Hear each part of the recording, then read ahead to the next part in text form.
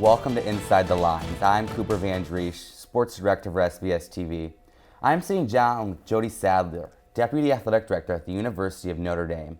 And today we're going to be talking about the issue of name, image, and likeness, more commonly referred to as NIL. Thank you for joining me today, Jody. Now, for those of you unaware, NIL has only recently started to take effect. Can you tell us how NIL came about? Absolutely. Thank you for having me today, Cooper.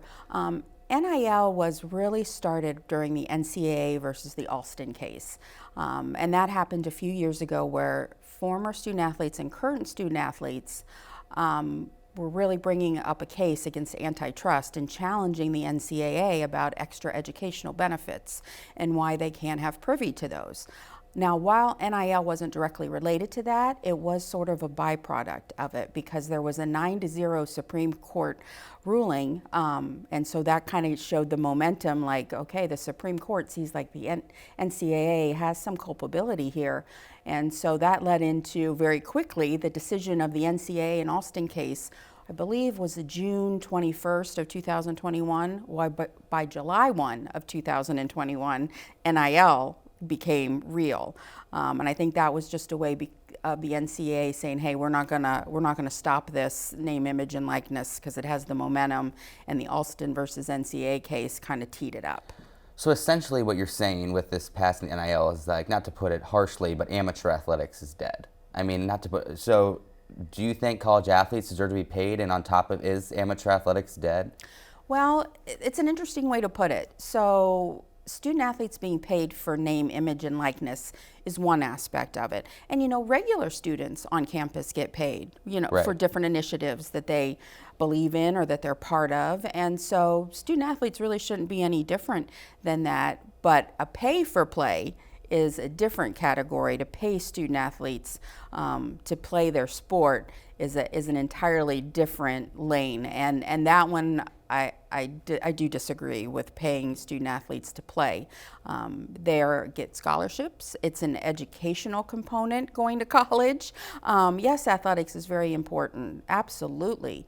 But they are getting an educational benefit that is really second to none when you think about a 4-year degree. So You mentioned the point that other students on campus can receive compensation for, let's say, someone that's in the band. They can go do a gig and book and get money from that. Mm-hmm. And you work with athletics on a daily basis. So how has the NIL affected Notre Dame? Well, it's affected it's probably pretty multi-layered, I would say. We had to establish pretty much a subunit within the athletic department to address NIL. We cannot, in athletics, be an agent per se, but we can be an educator on what it means to get involved in a deal, the kind of the criteria and semantics surrounding a deal for a student athlete. Again, not advising them, but merely educating them, because there's many layers to it. But they should be able to make money, on their name, image, and likeness. And so, this structure is really someone who both will track the deals for our student athletes. So it's multi-people involved. It's not a one-person show, but it's a resource for the student athletes to be able to go and talk through, hey, someone presented this to me. I want to talk through it. Again, not an agent, but just to make sure that it's in line with the values, too, of the university, and to make sure that it's a good scenario for the student athlete. So are all student athletes required to go to this group that you created when they want to sign a deal? Is that part of how Notre Dame runs with NIL? It is, yes, it is. And it's called the Gold Center. It's okay. GLD. So it's there just as a resource for student athletes. So NIL can have different meanings for different people. It's going to have a bigger effect on top level athletes. And like you said, athletes do deserve to be awarded for their name, image, and likeness. But is there any point it creates an unfair college athletics landscape? Absolutely. I mean, absolutely. There will be high-profile student athletes that will get more attention than others. There's concern about what that does to a locker room dynamic, right? There's added pressure to that particular student athlete. So it's multifaceted. Now, again, it's a great opportunity for a student athlete, but it comes with other components that could be challenging. You talked about pressure, and that brings me to the point of we're seeing high school athletes start to get contacted by brands for NIL deals. And what happens when they sign these, but when they hit the playing field or the water for their college career, they don't live up to what they did in high school. So what happens to those athletes? Do they lose their deal? I'm sure you can't speak on behalf of the company, but what happens to these athletes that don't necessarily live up to that was thought of them? Well, that's a great question. I don't know the nuances of all the deals, obviously, but you sign a deal, and so it's a two-way binding, right? So there's an agreement from the student athlete to do and be part of the deal, and then an agreement from the vendor or the sponsor, whoever's giving them this opportunity, right? They're going in thinking they're going to get one outcome, right? That things are going to go really well, but there's the unpredictability of it, right? Could it be an injury? Could it just not be the year for that particular student athlete? There's risk associated with that. I don't know in these particular deals now if there will be a clause that says if something doesn't work out, they can take the deal back. I'm not familiar yet with that happening. I am familiar with a couple situations where that has happened. There's been some very lucrative deals, and the performance just didn't work out that year. Yeah, and on top of that, when these high school athletes are trying to start NIL deals, it's because they're being recruited. And although colleges and brands are not allowed to pay recruits to attend a certain university, colleges in the states of like Florida and Texas have a bigger advantage just because of their no state income tax. So, like if a student wanted to go to Baylor and decide between Baylor and Ole Miss, they might choose Baylor because it's in Texas. They can keep all their money. So, does the NIL create an unfair recruiting field, even when the NC2A prohibits pay for play and to attend a certain university? Well, like with anything, you hope deals are fair, right? But sometimes the deals are uncharacteristically complicated in a sense that then that gives maybe a perception, to your point, that there's an unfair advantage, especially in the recruiting component. If you're on the recruiting trail and a family says to you, well, what's your NIL guarantee? That'll lead you to believe another school has guaranteed an NIL deal, right? And to your point, what is that deal and what's the magnitude of it? And there's going to be some schools that there's no way, monetarily, and others we don't offer a guarantee. We're not going to do that, but we're going to offer the opportunity that if a student athlete gets approached by that, we want to make sure they're educated and can take advantage of what's best for them. Right, and on the topic of pay for play, I want to read you a line directly from the interim rules from the NC2A. NC2A rules, including prohibitions on pay for play and improper recruiting inducements, remain in effect. So essentially, the NC2A is saying no one is allowed to be paid for attending a certain school. But at the same time, you're seeing boosters for certain universities become more involved. When it comes to mine, Alabama. Do you think universities are violating some of these rules through boosters? It's hard to say that because you're going to make an assumption maybe that's the case, but until you have the facts of anything, it's hard really to give an opinion on that. But back to my earlier comment, some of the deals are probably uncharacteristically out of the norm, so it does lead you to believe that maybe it's going down a different path. And that's what everyone's going to have to be very both careful and cognizant of, Right, and all of the NIL has led, and I'm sure you know that last month, NC2A President Mark Emmert announced his resignation effective of June 2023. And recently, Jay Billis from ESPN said taking over the NC2A would be taking over a ship that the last captain ran aground.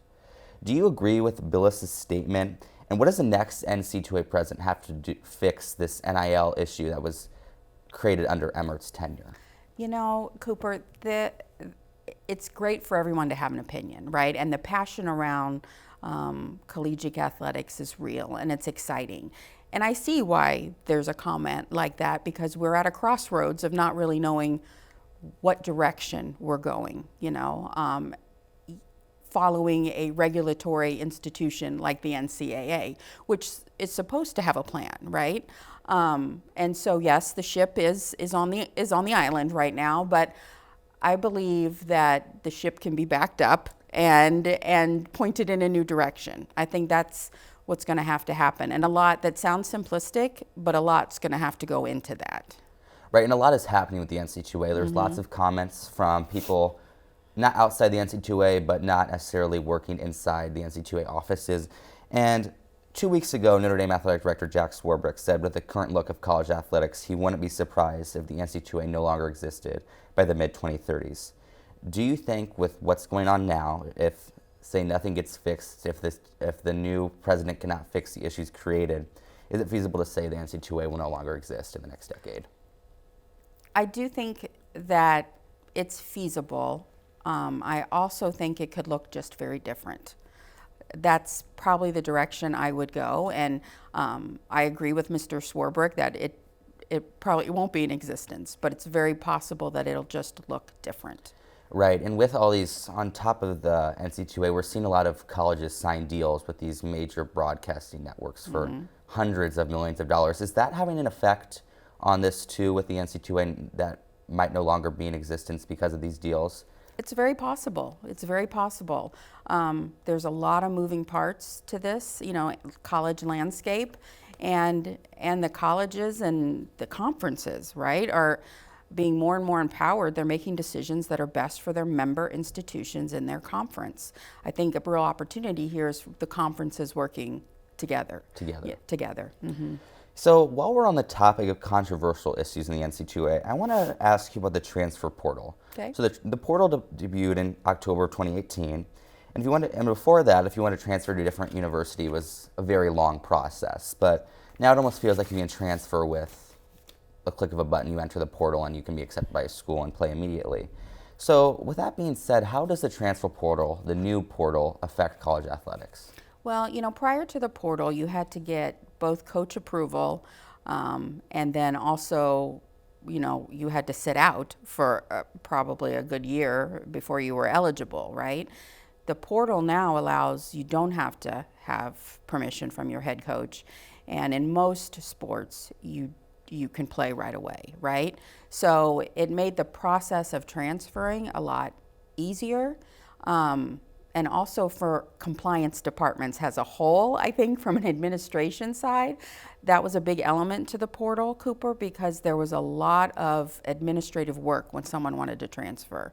So it did give it a little bit more of a streamline. And also, progressively for being an online database, then people can go in, schools, coaches, and see who's in the portal and who may be a fit, for their institution, and or the student athlete puts in there who they would, like to be looked at by. I want to read this statistic. Last year, 1,078 football players entered the transfer portal, but only 28%, or 299, received a scholarship to a new university, leaving 72% without a place to play. What happens to these athletes that don't receive offers after entering the portal? Well, they can go back possibly to their original institution. Their scholarship is not anything that's guaranteed once you enter the portal. But they could, that could be a possibility, but that's a conversation between the school and the student athlete. Typically, then they may go somewhere where they don't play a sport, and that could be the possibility as well.